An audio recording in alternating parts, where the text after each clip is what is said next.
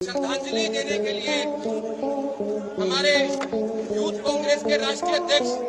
आप सबके समक्ष मैं मीडिया और जर्नलिस्ट बंधुओं का धन्यवाद करूंगा। मैं धर्म के विरुद्ध तो कुछ भी नहीं बोलूंगी सर, पर मेरे मिस्टर ने तो बोला मैं क्रिश्चियन हूँ,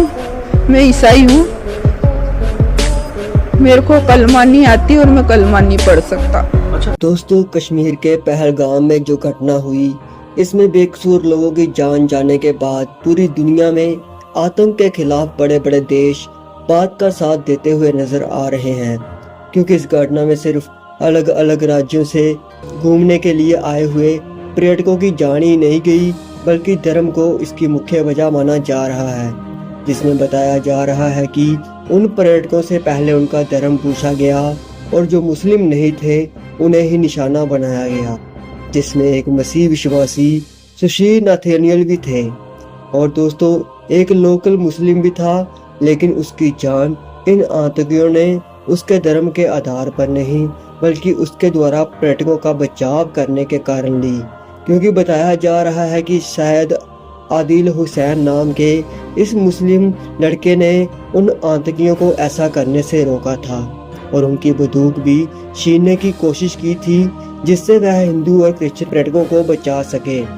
क्योंकि उसके अंदर इंसानियत थी जिसने खुद की भी परवाह नहीं की। लेकिन दोस्तों, इस घटना के बाद अब भारत और पाकिस्तान के बीच में तनाव चरम सीमा पर पहुंच चुका है, जिसके कारण भारत सरकार ने कई बड़े बड़े अहम फैसले पाकिस्तान के खिलाफ लिए हैं। और दोस्तों, इस घटना का प्रभाव अब कश्मीर के लोगों और इसकी इकोनॉमी पर भी देखने को मिलेगा, क्योंकि इस घटना के बाद जिनका घर और परिवार पर्यटकों के कारण ही चलता था, उन्हें इसके कारण अब आर्थिक तंगी का सामना करना पड़ सकता है और सरकार को भी जो पर्यटकों से कमाई होती थी उस पर भी गहरा असर पड़ेगा, क्योंकि इस समय कश्मीर में घूमने आए सभी पर्यटक इसे छोड़कर वापिस अपने घर जाने की होड़ में दिखाई दे रहे हैं।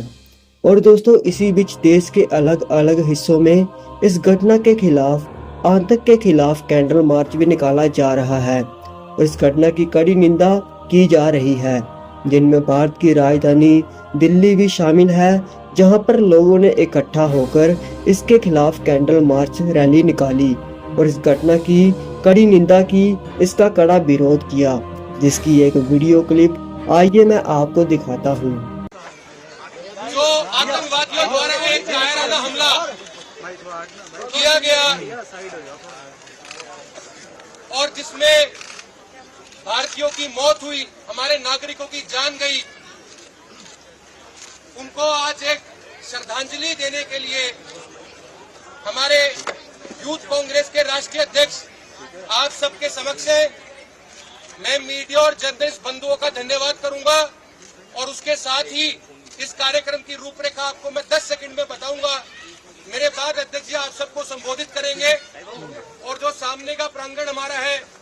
तो दोस्तों, आप सभी इस घटना में मारे गए लोगों के परिवारों के लिए और इस घटना में घायल हुए लोगों के लिए प्रार्थना जरूर करें कि परमेश्वर उन्हें संभाले और उन्हें ऐसे समय में हिम्मत दे। बाकी आप अपनी राय हमें कमेंट सेक्शन में जरूर बताएं। परमेश्वर आप सभी को आशीष दे।